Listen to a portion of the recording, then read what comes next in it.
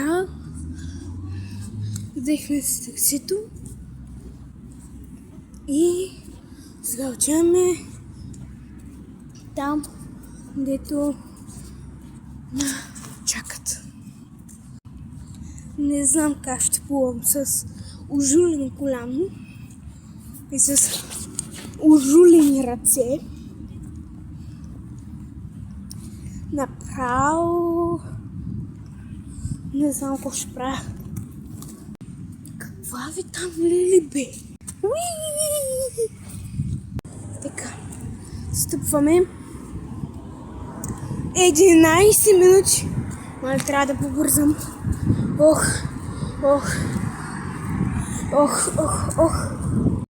Ох, как ме духа ветрец! Направо супер. 10 минути. Човек, трябва да побързам без значение дали чакам някой. Трябва да побързам, защото ме чакат чак 3 часа.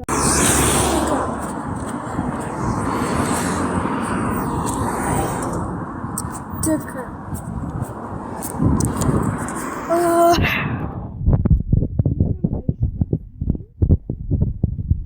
Защото ме чакат 15 часа.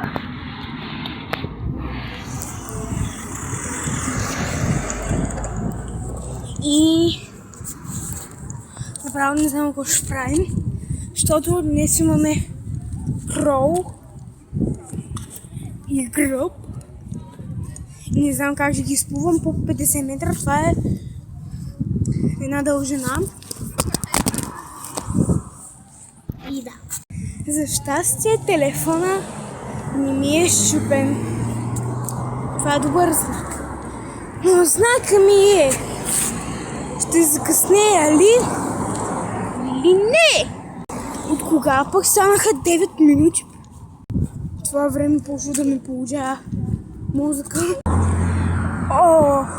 Утре пак повторно. Само че утре е Бруста, неделя Делфин. Мисля, че и утре не знам на кое място съм. Аз за днес мисля, че съм на второ. Не знам на кое място ще съм първото, което е. И да. Газ пък станали 8 минути. Айде пак ремонт. Ето хора, гледайте какво става. Че ето там 11 места свободни. Майко!